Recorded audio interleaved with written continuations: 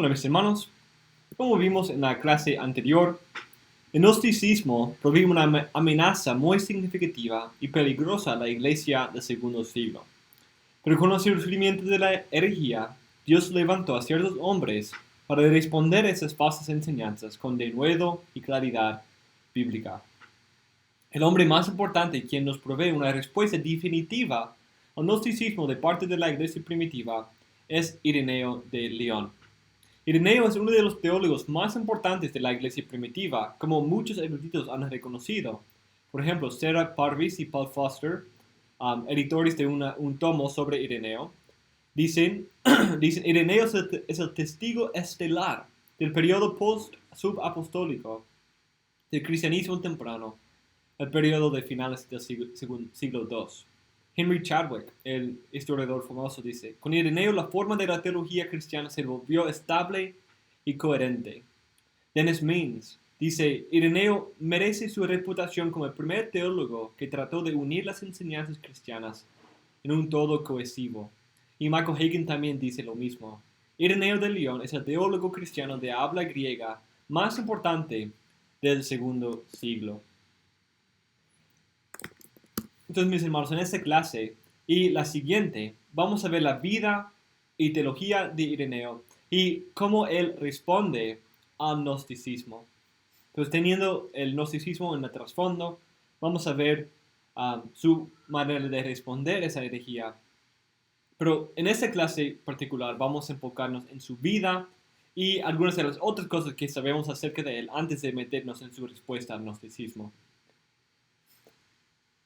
Desafortunadamente no sabemos tanto acerca de la vida de Ireneo, más que otros, más que Teófilo, por ejemplo, pero no mucho.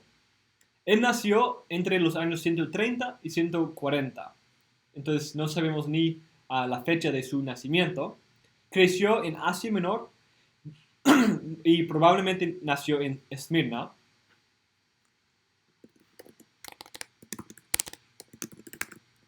Y creció allí donde aprendió de Policarpo, quien había sido el discípulo de Juan el apóstol. Ireneo atesoraba esos momentos cortos en su juventud con Policarpo toda su vida. Luego escribió una carta a un amigo, Florino, que había crecido con él, pero había caído en el error de afirmar la soberanía de Dios de tal manera que hacía a Dios el autor del pecado. Y según otros eruditos era una forma de gnosticismo. Policarpo responde a Florino por recordarle de su tiempo bajo los pies de Policarpo. Estas opiniones no las transmitieron los que fueron presbíteros antes que nosotros, los que acompañaron a los apóstoles. Porque cuando todavía era un niño, te conocí en el Bajo Asia, en la casa de Policarpo, cuando eras un hombre de rango en el salón real y te esforzabas por estar bien con él. Recuerda los acontecimientos de aquellos días con más claridad de los que hace poco tiempo, porque lo que aprendemos de niños crece con el alma y se une a ella, de modo que puedo hablar incluso del lugar en el que bendito Policarpo se sentaba y discutía, cómo entraba y salía, el carácter de su vida, el aspecto de su cuerpo, los discursos que hacía a la gente, cómo informó de su relación con Juan y con los otros que habían visto al Señor, cómo recordaba sus palabras y cuáles eran las cosas relativas al Señor que había oído de ellos, sobre sus milagros, sobre su enseñanza y cómo Policarpo los había recibido de los testigos oculares de la palabra de vida. Y por la misericordia de Dios que me fue dada, y las anoté, no en papel, sino en mi corazón, y siempre por la gracia de Dios las rumié verdaderamente, y puedo dar testimonio ante Dios de que si ese bendito y apostólico presbítero hubiera escuchado algo de este tipo, habría gritado y cerrado sus oídos, y dicho según su costumbre, oh buen Dios, ¿hasta cuándo me has preservado para que aguante esto? Habría huido incluso del lugar en el que estaba sentado, o de pie cuando oyó esas palabras. Entonces, así rechaza el error de su amigo, quien había crecido con él bajo los pies de Policarpo, hablando de él, y como él siempre llevaba en su corazón, rumiando sobre esos pensamientos y esas memorias de Policarpo. Pero Policarpo murió alrededor de 155, entonces él solo tenía unos 15, 20 años cuando murió. Después de esto, entre los años 155 y 169, Ireneo se fue a Roma, donde conoció la doctrina de Marción y Valentín mientras estaba allí. Luego se trasladó a Lugdunum o Lyon. Lugdunum era el nombre en ese tiempo y Lyon es el nombre hoy. En Galia. Galia es lo que hoy es Francia. Era una Roma en miniatura. Lyon era una colonia romana establecida en el año 43 a.C. Era la ciudad más grande en esa parte del imperio hasta el tercer siglo. La ciudad era muy estratégica como centro de calles romanas y también el lugar donde dos ríos naturales se combinan. Y así era un puerto importante para viajes en los ríos. Entonces, era una ciudad muy importante. En un momento dado, se fue a Roma para llevar algunas cartas de parte de la iglesia. De hecho, era alrededor de 177. Se fue a Roma para llevar algunas cartas de parte de la iglesia en Lyon a la iglesia en Roma sobre el marcionismo, o quizás para pedir su intervención para la paz de los cristianos de Galia, que habían sufrido una persecución muy grande en ese tiempo. La introducción de la carta es preservada en Eusebio y dice lo siguiente acerca de Ireneo. Hay una frase aquí que me encanta. Una vez más y siempre, Padre Eleuterio, le deseamos un saludo en Dios. Hemos pedido a nuestro hermano y compañero Ireneo que le traiga esta carta y le rogamos que lo tenga en estima, ya que es celoso del pacto de Cristo. Es celoso del pacto de Cristo. Si hubiéramos sabido que el rango puede conferir justicia a cualquiera, deberíamos haberle recomendado como presbítero de la iglesia, porque esa es su posesión. En ese tiempo, solo era un presbítero en la iglesia y no obispo. Y recordando que en ese tiempo la iglesia estaba viendo los inicios de ese oficio tripartita en la iglesia. Aunque no es claro, como dije, qué tan distintos esos dos oficios eran en ese tiempo. Leí algunos eruditos que decían que en Lyon en ese tiempo era igual, no era una diferencia. El obispo era Poncio, quien había sido enviado por la iglesia de Policarpo como misionero. Era el primer obispo de la iglesia. Es posible que Ireneo también fue enviado por la misma iglesia para acompañarle en la obra en Galia, Celta o Celta. Pero no sabemos definitivamente el propósito de su mudanza a Lyon. Durante sus pocos días en Roma, en 177, estalló una gran persecución en Lyon y Vienne, de que tratamos en otra clase anterior, con Blandina y los otros mártires de ese tiempo. El obispo de Lyon, Poncio, fue martirizado. Es probable que Ireneo habría sido martirizado también si él hubiera estado en Lyon en ese momento. Entonces, la mayoría de los eruditos explican su vida y su sobrevivimiento a través de esa persecución debido a estar en Roma entregando esa carta cuando ocurrió la persecución. Y cuando regresó, se convirtió en el obispo de Lyon. Después de ese tiempo, no sabemos mucho de su vida ni de su muerte, solo a través de sus obras.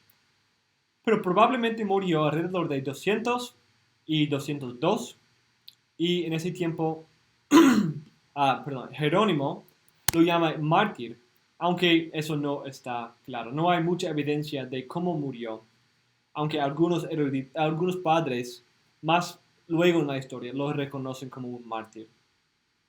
Pero ese era un tiempo de mucha dificultad, una guerra civil que se terminó justo cerca de Lyon, que quizás derrotó la ciudad y quizás fue parte de eso y fue matado en eso.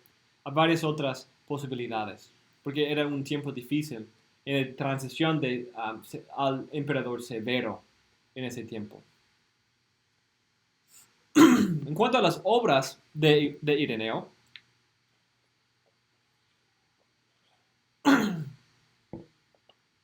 era el autor de muchas obras.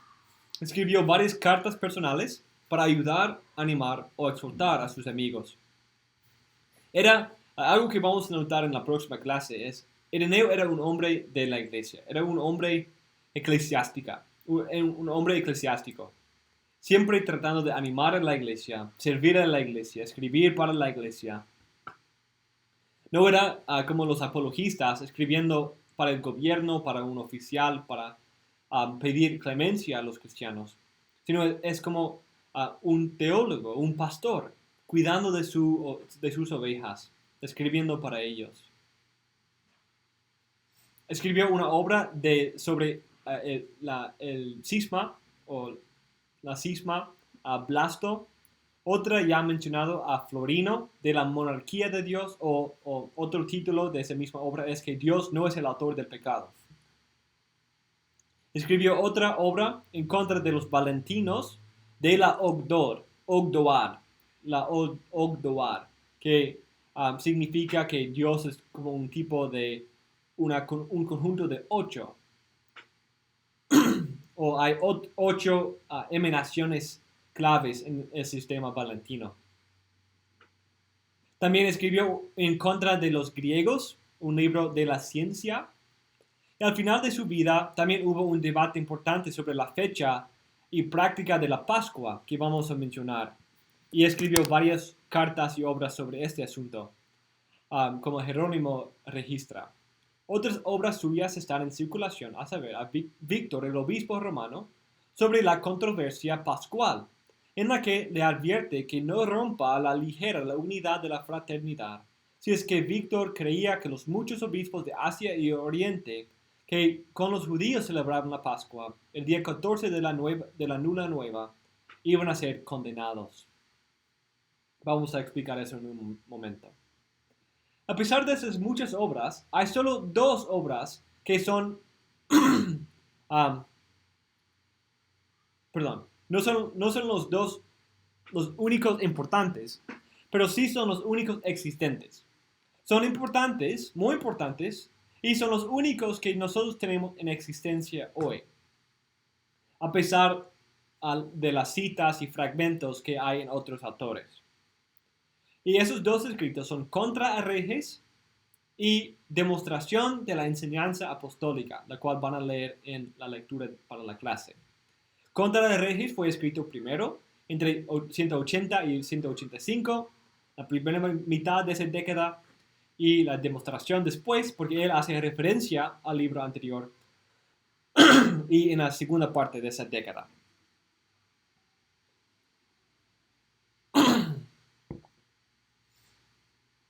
Contra Herejes va a ser el enfoque de nuestro estudio en la próxima clase, entonces no vamos a tratarlo mucho aquí, pero es muy grande, tiene 5 tomos y es un ataque al gnosticismo que era muy prominente en sus días.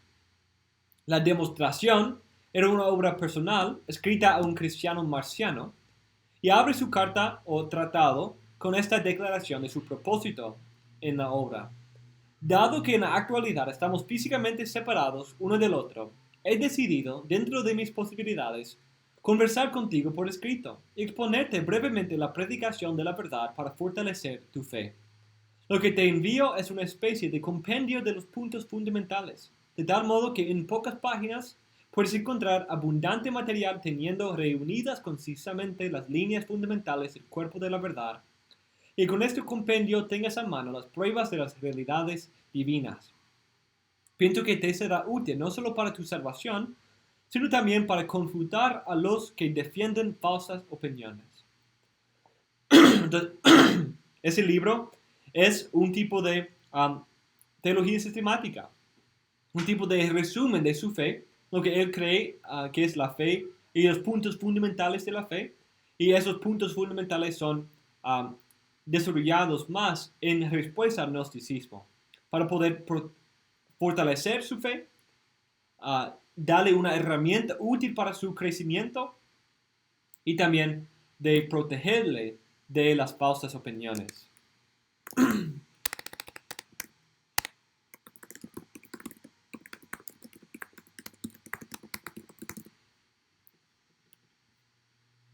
En sus escritos y vida, se enfrentó con valentía a los líderes de la iglesia y los líderes de las varias sectas.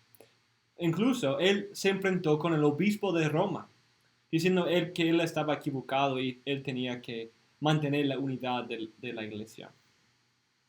Todas esas obras parecen haber escritas originalmente en griego, lo cual era uno de los 3 idiomas en Galia en ese tiempo. El latín se usaba para propósitos oficiales y era el idioma oficial de la región. El griego era común entre los inmigrantes que se mudaban ahí, y los indígenas hablaban un idioma celta que es extinto hoy. No es el mismo celta de los de Irlanda, es distinto. En la carta escrita por las iglesias en Viena y León sobre la persecución que surgió en 177 a las iglesias de Asia y Frigia, hace un punto de destacar cuando las personas hablan latín, lo cual era fuera de normal para la iglesia. Pero un detalle interesante es que parece que o bien la iglesia tenía una población de cristianos de habla celta, o bien se involucraba en obra misionera con las tribus indígenas que no hablaban griego ni latín, sino una forma extinta de celta.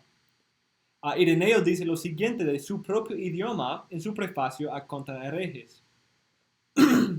Tú no puedes exigir de nosotros que vivimos entre celtas y que la mayor parte del tiempo tratamos nuestros asuntos en dialecto bárbaro, ni el arte de la elocuencia que no hemos aprendido, ni la habilidad del escritor que no hemos practicado, ni la elegancia de palabras, ni el arte de persuadir que desconocemos. Parece, según lo que dice aquí, que él había estado hablando el idioma celta por tanto tiempo para el ministerio que se había disminuido su fluidez en su idioma nativo, el griego. Entonces, Ireneo también era un tipo de misionero, un misionero haciendo ministerios para con las tribus indígenas de su región. No sabemos mucho de los detalles de cómo eso se llevó, pero es posible que él vivía en una iglesia plantada por otra, y también esa iglesia estaba activa en obra misionera a las regiones bárbaras o de habla no griega o latina. Las obras de Ireneo no fueron bien preservadas en la iglesia primitiva y no tenemos manuscritos de esas 2 obras existentes en su forma griega original. Entonces, si hablamos de la griega o de la versión griega, es una especulación de lo que habría sido si lo tuviéramos.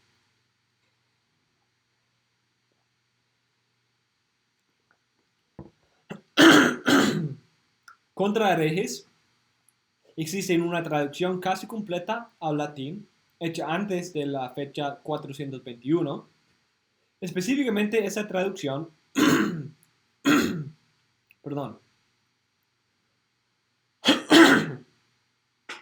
omite una porción al final del libro 5 en que Ireneo expresa su creencia, lo que se llama quiliismo, su creencia en un reino físico milenario de Cristo.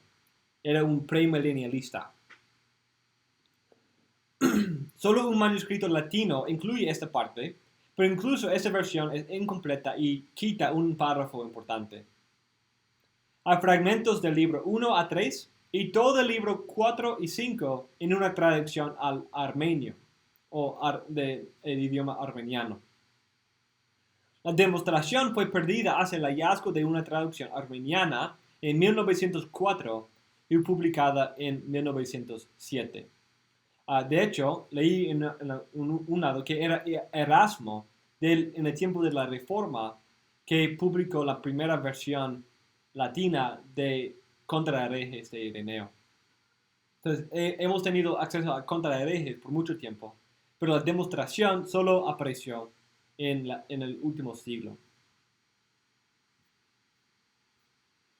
En la próxima clase vamos a considerar algunos de los detalles importantes acerca de la teología de Ireneo y su respuesta al gnosticismo. Pero en esta sección quiero considerar una de sus contribuciones importantes en el ámbito del desarrollo del canon.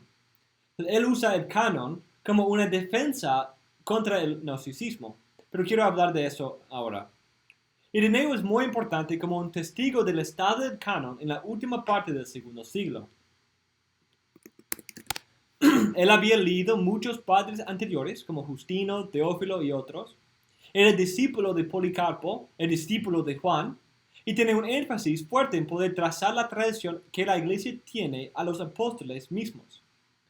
Entonces, esos tres puntos de énfasis en su vida demuestran su importancia para el canon en sus días. Él puede, como en una manera, resumir el testimonio de muchos padres y muchos de la iglesia en uno solo.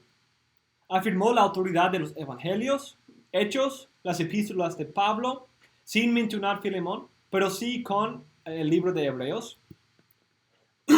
Él afirma primera de Pedro y primera y segunda de Juan, Santiago y Apocalipsis. Con respecto a los 4 evangelios, afirman que siguen el patrón de la iglesia, de la creación misma. Y vamos a hablar de eso en esta parte. Henry Chadwick dice lo siguiente acerca de su canon. Hasta ahora, o este momento en la historia, la línea divisoria entre los libros que se leían en el leccionario de la iglesia y los libros de la ortodoxia aprobada no se había trazado de forma decisiva. Ireneo trazó la línea y es el primer escritor cuyo Nuevo Testamento corresponde virtualmente al canon que aceptó como tradicional.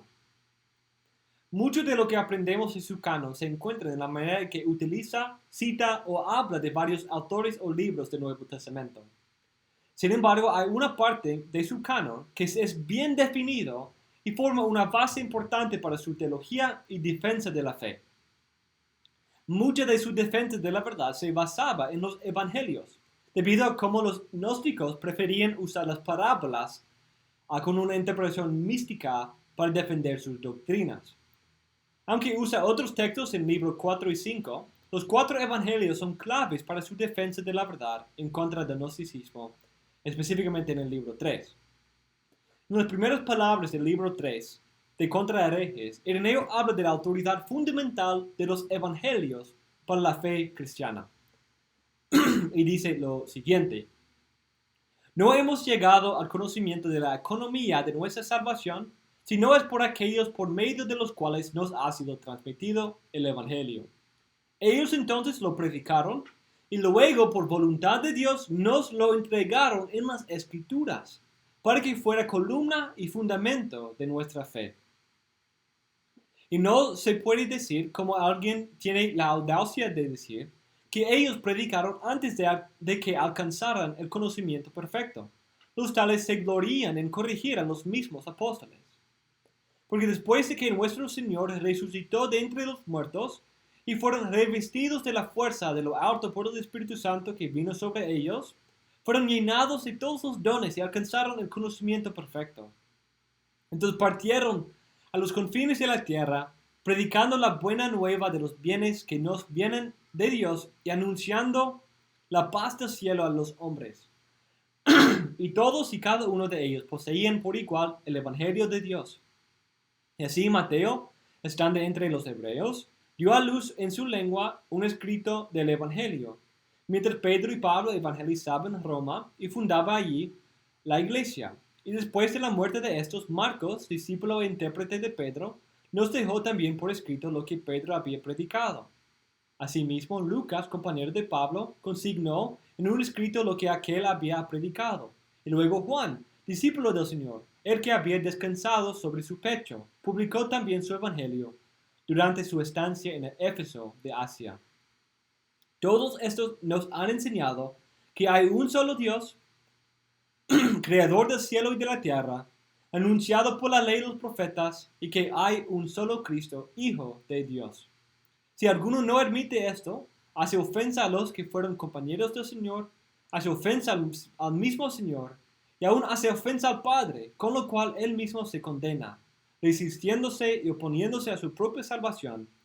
Eso es lo que hacen todos los herejes.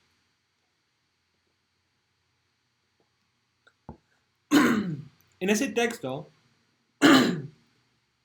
Ireneo nos deja claro que la autoridad de su doctrina no es su propia mente o las invenciones humanas. Eso es algo que está tratando de exponer y desenmascarar en el gnosticismo, su dependencia de la invención humana, sino es de los apóstoles mismos y su evangelio. Ese texto es muy importante para varias razones. En primer lugar, esto nos ayuda a entender su comprensión de la idea de la tradición.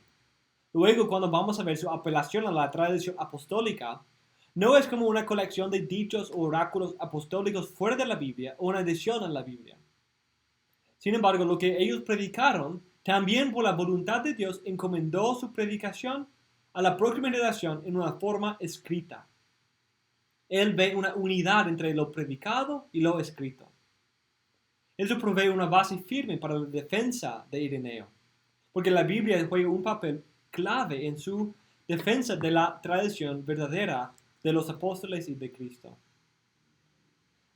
Sin embargo, un contraargumento que los gnósticos solían usar era afirmar que los apóstoles nunca llegaron a tener la verdad plena que ahora los gnósticos tienen, o que los apóstoles escribieron los evangelios antes de lograr ese conocimiento.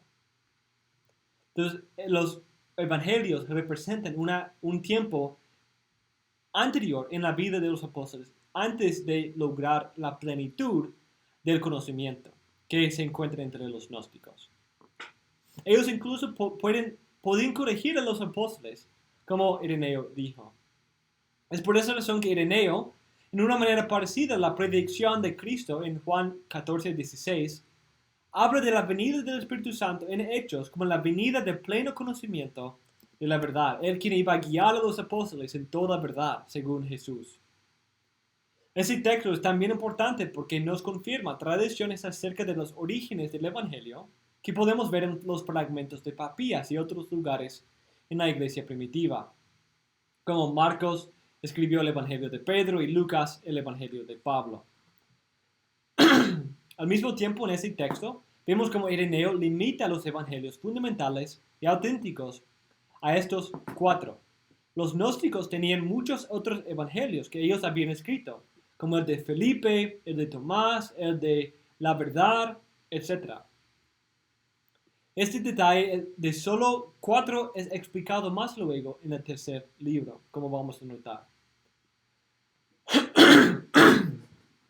En tercer lugar, también vemos su resumen de los principios básicos de la fe cristiana, lo que luego vamos a ver llamado la regla o canon de la fe. En el párrafo 2, donde explica cómo esos 4 evangelios, aunque distintos, son coherentes en afirmar esas verdades claves que contradicen explícitamente las enseñanzas gnósticas.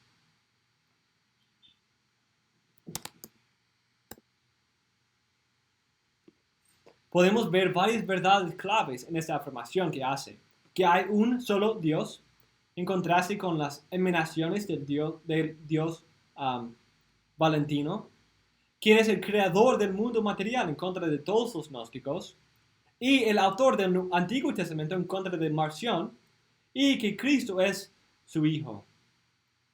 Esas doctrinas son en contraste con los gnósticos que negaban que Dios había creado el mundo y quienes afirmaron una diversidad de emanaciones o seres espirituales que eran parte de ese tipo, ese Dios supremo. Él resume ese principio luego en otra parte también. Esos son los principios que anuncia el Evangelio, que no hay más que un solo Dios creador del mundo, que fue anunciado por los profetas y dio la economía de la ley por medio de Moisés, que este Dios es el Padre de nuestro Señor Jesucristo y que fuera de Él no se conoce ni a otro Dios ni a otro Padre. explícitamente en contraste con los gnósticos y los marcionistas. Los evangelios eran tan claves en este debate, porque según Ireneo, todos reconocían por lo menos algunos de los evangelios. Pero su problema era no usar los cuatro y así tener una perspectiva desbalanceada. Y tan grande es la autoridad que se atribuye a los evangelios, a los que creían en él, que los herejes mismos les rinden testimonio, y cada uno trata de probar su enseñanza apoyándose en ellos. Así los ebionitas utilizan únicamente el evangelio según Mateo, mas quedan convencidos por este mismo evangelio de que su pensamiento sobre la persona del Señor es erróneo. Marción, por otra parte, recorta el evangelio según Lucas, pero los fragmentos que se conservan en su poder demuestran que es un blasfemo contra el único verdadero Dios. En cambio, los que separan a Jesús de Cristo y dicen que Cristo continuó impasible y que fue Jesús el que padeció como Cerinto, dan preferencia al Evangelio según Marcos, mas si lo leen con deseo de verdad pueden corregirse. En cuanto a los discípulos de Valentín, hay que decir que utilizan hasta la saciedad del Evangelio según Juan, para acreditar su sintonía con él, pero se mostrará con ello que no dicen nada a derechas, tal como demostramos en el primer libro. Así pues, puesto que nuestros contradictores dan testimonio de los evangelios y los utilizan sólida y verdadera, es la prueba que nosotros elaboramos a partir de ellos. Entonces todos reconocen uno de los evangelios. Cada clase de hereje reconoce y prefiere uno de los evangelios. Pero al estudiar ese evangelio mismo, se pueden dar cuenta de su error. Y si tomamos todos los evangelios en su conjunto, en su unidad, es una fuerte prueba de la verdad que Ireneo está predicando. De esa manera, Ireneo busca usar sus propios evangelios para mostrar cómo ellos son desbalanceados por escoger uno de los cuatro en vez de los cuatro en total. En ese contexto, Ireneo expone su defensa de los cuatro evangelios. En esencia, su argumento está en base de la importancia de las cuatro perspectivas coherentes, pero complementarias, de los cuatro evangelios. Pero su manera de defenderlo depende de un simbolismo numérico, como dije, usando la creación misma como un patrón. Ireneo habla de los cuatro vientos del mundo, los puntos cardinales, las cuatro bestias del Apocalipsis y los cuatro pactos, Adán, Noé, Moisés y el Nuevo, como un patrón de cuatro que sirve para representar los evangelios. Dice por otra parte, no puede haber en un número de evangelios ni mayor ni menor. Hay un canon fijo de evangelios. Porque son cuatro las regiones del mundo en que vivimos y cuatro los vientos de los cuatro puntos cardinales. Y la iglesia se ha extendido por toda la tierra. Y como tiene ella por columna y sostén, el evangelio y el espíritu de vida, es natural que tenga cuatro columnas que despiden incorruptiblemente por todas partes y dan la vida a los hombres. Luego sigue diciendo, así el Evangelio según Juan narra su generación preeminente, eficaz y gloriosa que tiene del Padre, diciendo así, en el principio existía el Verbo estaba con Dios, y el Verbo era Dios. Y todo fue hecho por él, y sin él nada se hizo. Por esa razón se dice también que este Evangelio está lleno de imágenes muy atrevidas, tal es en efecto su aspecto. Aquí está comparando los cuatro evangelios con las cuatro bestias de Apocalipsis 4 y Ezequiel 1. Dice que Juan es como el león. El evangelio según Lucas sigue de carácter sacerdotal. Comienza por el sacerdote Zacarías ofreciendo incienso a Dios porque estaba ya preparado el ternero cebado que iba a ser inmolado por la recuperación del hijo menor. En cambio, Mateo cuenta la generación humana del Verbo diciendo, libro de generación de Jesucristo, hijo de David, hijo de Abraham. Y más adelante, el nacimiento de Jesucristo fue así. Por tanto, está bien que este evangelio esté simbolizado por una figura humana, porque a todo lo largo de él, el Señor aparece como un hombre humilde y manso. Marcos, finalmente, comienza por el espíritu profético, viniendo de lo alto sobre los hombres como un águila. Principio del Evangelio dice según está escrito en el profeta Isaías. Muestra así una imagen alada, con alas, como águila, del Evangelio. Por eso anuncia su mensaje con brevedad y pinceladas rápidas, porque tal es el carácter profético. El verbo de Dios en persona se comunicaba con los patriarcas anteriores a Moisés según su divinidad y gloria. A los hombres que vivieron bajo la ley les asignó una función sacerdotal y ministerial. Después, haciéndose hombre por nosotros, envió el don del Espíritu Celestial sobre la tierra, protegiéndonos con sus alas. ¿Cuál era la actividad del Hijo de Dios? Así era la forma de los animales. ¿Y cuál era la forma de los animales? Así era el carácter del Evangelio. Los animales eran tetramorfos, así como el Evangelio y la actividad del Señor. Para él, el número 4 es incambiable. Es un canon fijo y cerrado de evangelios. Aunque no habla lo mismo de todos los libros como un canon fijo, pero en contra de la práctica de los gnósticos de inventar evangelios, Ireneo dice que hay solo 4. Claramente, él tiene un concepto de canon en que solo algunos libros son autoritativos y hay otros que son falsos. Entonces, ese es un argumento fuerte en contra de Sundberg y otros, quienes dirían que el concepto de canon cristiano es un concepto del siglo IV. Estos 4 son basados en el orden creacional mismo y son necesarios para tener un retrato perfecto y balanceado de la verdad y quién es Cristo. Para Ireneo, Mateo es el evangelio representado por el hombre, Lucas por el becerro, Marcos por el águila y Juan por el león. Tradición posterior con Jerónimo usaría el mismo simbolismo, pero en un orden distinto. Cambiarían Juan y Marcos, siendo que Marcos es el león y Juan es el águila. Entonces, sí, pueden ver, hay varias iglesias o retratos que tienen los 4 evangelios, los 4 evangelistas, y un animalito allí cerca, en un parte del simbolismo. Y siempre depende de ese simbolismo de los 4 bestias de Apocalipsis, como un simbolismo de los 4 evangelios. Pero esos 4 evangelios no son el único testimonio a la verdad, según Ireneo. Esos 4 evangelios se unen al testimonio anterior del Antiguo Testamento. Eso reconoce un canon cerrado de evangelios que están al mismo nivel y en la misma línea reveladora del Antiguo Testamento. Por esa razón, Ireneo es un testigo muy importante del estado del canon al final del segundo siglo. Y en último lugar, la última parte que quiero destacar es la controversia cuatrodecimana.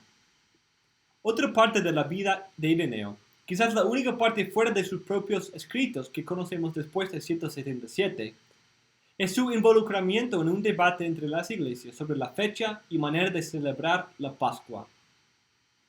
La iglesia occidental, como en Asia Menor, Antioquía y otras partes al oriente, tenía la práctica de celebrar la Pascua y cerrar, perdón, lo dije mal. La iglesia occidental, como en Roma y la parte occidental del imperio, Cartago, Roma, León, de hecho, tenían la práctica de cerrar el ayuno de la Pascua en el día del Señor, cerca del 14 de Nisan, pero no en ese mismo día. Tuvo que ser o el día del Señor anterior o el día de anterior siguiente.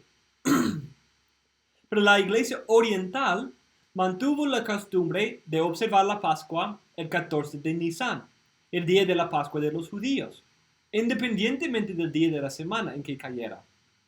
Y ellos se llamaban los cuatrodecimanos, los del día 14. Este fue un gran debate en el siglo II, y de hecho la fecha de la Pascua ha sido un debate en la iglesia desde el principio. Y es parte de lo que fue tratado en el concilio de Nicea en el año 325. ¿Cuándo es que la iglesia va a decidir la fecha de la Pascua? Y quizás acerca de la fecha de la Pascua, si pueden ver en sus calendarios o los calendarios del teléfono o algo, un día es la Pascua de la Iglesia Occidental. Y hay también otra Pascua que es la Pascua de la Iglesia Oriental, porque siguen observando la Pascua en días diferentes.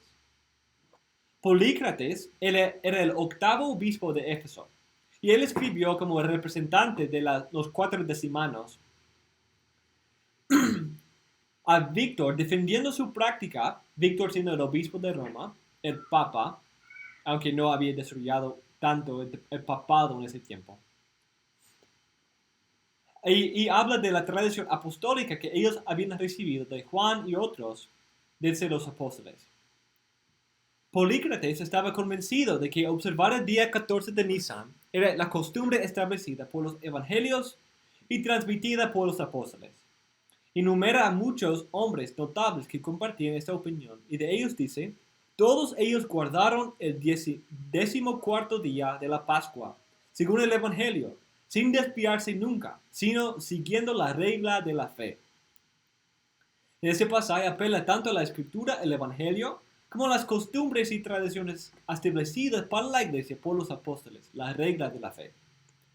Aunque da los nombres de varios hombres notables que compartieron su práctica, como Policarpo, a los otros obispos en Éfeso, Juan el apóstol y varios otros, el peso de su argumento recae en el hecho de que se encontró entre por lo menos 2 de los apóstoles que vivieron y murieron en Asia Menor. Víctor, el obispo de Roma, de 189, y esos 2 eran Felipe y Juan. Víctor, el obispo de Roma, en 189 a 199, después de Cristo, llegó al punto de querer excomulgar de la iglesia a los 4 decimanos, en una muestra de cómo la iglesia de Roma empezaba en ese tiempo de clamar una autoridad sobre otras iglesias. Ellos observaban la Pascua en el 14 de Nisan, y Víctor los quería excomulgar de la iglesia, rechazar como herejes, como heterodoxos. Sin embargo, Ireneo, entre otros, lo convencieron de que mostraran misericordia y paz, especialmente porque hombres prominentes como Policarpo, Melito de Sardes, eran 4 decimanos, y afirmaron recibir esa tradición de Juan el apóstol. Ireneo también era clave en ese debate en apelar por la paz y permitir que haya diversidad en ciertas prácticas cristianas en vez de tomar medidas extremas como Víctor estaba proponiendo. Eusebio dice lo siguiente: y Ireneo, que merecía su nombre, haciendo la paz, o airenkon, que es un juego de palabras de Ireneo, de esa manera dio exhortaciones de ese tipo para la paz de la iglesia y sirvió como su embajador, ya que en las cartas discutió los diversos puntos de vista sobre el tema que se había planteado, no solo con Víctor, sino también con muchos otros gobernantes de la iglesia. Ireneo, de hecho, estaba de acuerdo con Víctor en cuanto a la práctica de observar la Pascua solo en el día del Señor. Entonces no estaba defendiendo a sí mismo, estaba defendiendo la paz de la iglesia. Pero él lo consideraba más importante tener paz entre los hermanos que dividir el cuerpo de Cristo sobre un día. Y aquí en el apunte he puesto la carta que él escribe, o una porción de esa carta, y pueden leerlo, es muy interesante, usando el ejemplo de la iglesia primitiva como una iglesia de paz, dejando que cada uno tenga su preferencia personal en cuanto a asuntos de la conciencia. Ellos creían en la libertad de la conciencia en la iglesia primitiva, como buenos bautistas. Al estudiar el rol del Ireneo en esta controversia como un hombre de paz, nos provee un balance importante al estudio de su polémica en contra del gnosticismo y a veces los muchos debates modernos sobre su teología. Porque muchos hablan de él como el iniciador de el origen de la idea de la tradición, la sucesión apostólica, la centralidad de Roma, etc.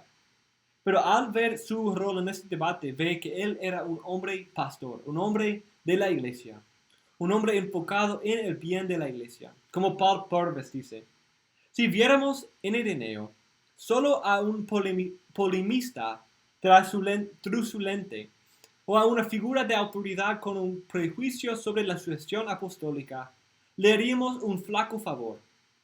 Y si tomáramos esa línea, también lo veríamos como un personaje inevitablemente divisorio, por la simple razón de que el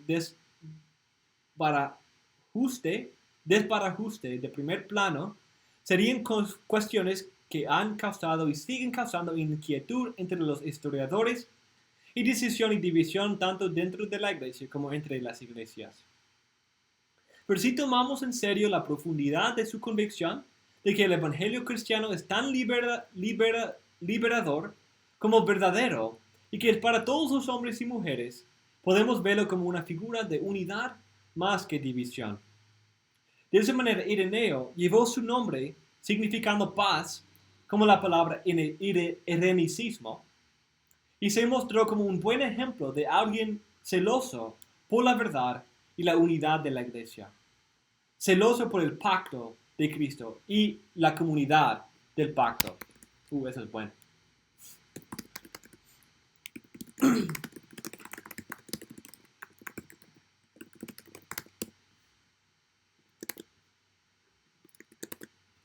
Todos sus escritos, incluso sus polémicos, tenían la intención de edificar y fortalecer a la iglesia. Ireneo era un hombre eclesiástico, un hombre de la verdad y de la iglesia, de Cristo y de su cuerpo.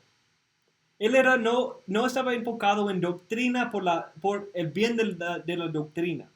Él estaba enfocado en doctrina para el bien de la iglesia. Como Gonzalo dice, Ireneo era ante todo un pastor. Su interés no estaba en la especulación filosófica, ni en descubrir secretos recónditos hasta entonces desconocidos, sino en dirigir a su grey la sana doctrina y la vida correcta. En ese sentido, mis hermanos, encontramos muchos beneficios en el estudio de Ireneo. Un buen ejemplo para nosotros en nuestro mundo de tanta división en la iglesia cristiana. Pero él nos da un buen ejemplo de buscar la paz, incluso con aquellos que difieren de nosotros en puntos de práctica cristiana.